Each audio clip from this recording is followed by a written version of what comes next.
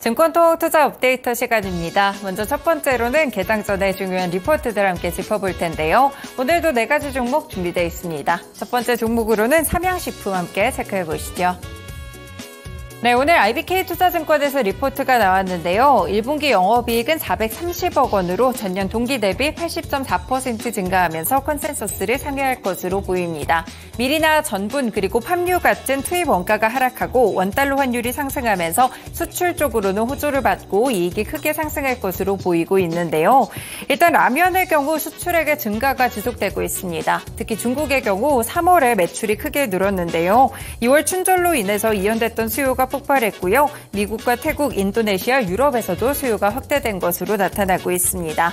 내수 매출은 조금 부진하지만 그래도 수익성이 좋았을 것으로 보이고 있는데요. 제품 다각화에 따른 추가 수요 확대 기대감이 커지고 있고 현재 불닭볶음면 오리지널 비중이 줄어들면서 이 제품 역시나 포트폴리오 다변화 과정을 거치고 있다고 보고 있습니다.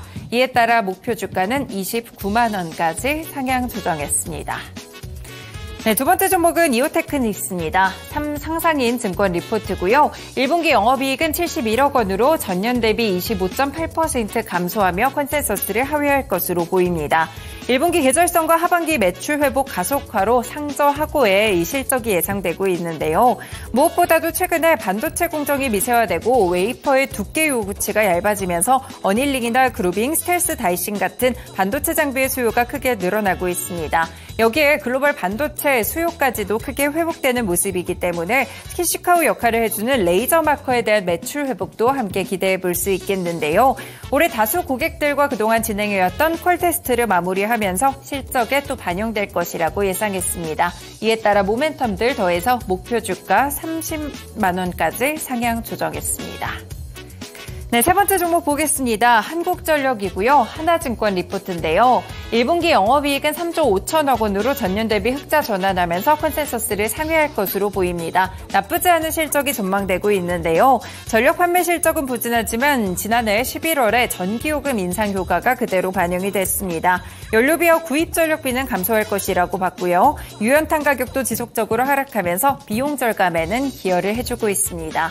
다만 지금 계속해서 유가도 올라가고 있고 환율도 강세를 보이면서 3분기부터는 비용 지표가 크게 올라갈 가능성이 있는데요. 4월에 상업 운정을 시작한 신한울 2호기 기여를 감안했을 때 연간으로 보면 실적 감소 폭이 그렇게 크지는 않다고 평가합니다. 단기간 눈높이는 낮지만 연간 눈높이는 맞춰지고 있고요. 그래서 현재 시점에서 목표 주가는 32,000원을 유지했습니다. 마지막 종목 보겠습니다. YG 엔터테인먼트인데요. 유진투자증권 리포트입니다. 1분기 영업이익은 44억 원으로 전년 대비 87.9% 감소하면서 컨센서스를 하회할 것으로 보이는데요. 사실 베이비몬스터 디지털 싱글 발매 외에는 별다른 아티스트들의 활동이 없었습니다. 베이비몬스터와 트레저의 활동은 2분기부터 본격화되면서 실적을 견인해 줄 것으로 보는데요. 특히나 트레저는 상반기에만 45만 명 규모의 투어를 진행하면서 앞으로는 주력 아티스트 IP로 자리 잡을 것이 기대되고 있습니다. 다만 현 시점에서는 블랙핑크에 대한 의존도가 여전히 높다고 보고 있는데요. 이 블랙핑크 활동 여부에 따라서 실적과 주가 변동성이 결정되고 있습니다. 완전체에 대한 활동은 내년 상반기쯤을 전망하고 있는 분위기인데요. 이에 따라 올해 실적 전망치를 낮췄고요. 목표 주가 역시나 62,000원까지 하향 조정했습니다. 네, 이렇게 개장 전에 중요한 리포트들 4가지 함께 짚어드렸고요. 다음으로는 주요 일정 함께 보겠습니다.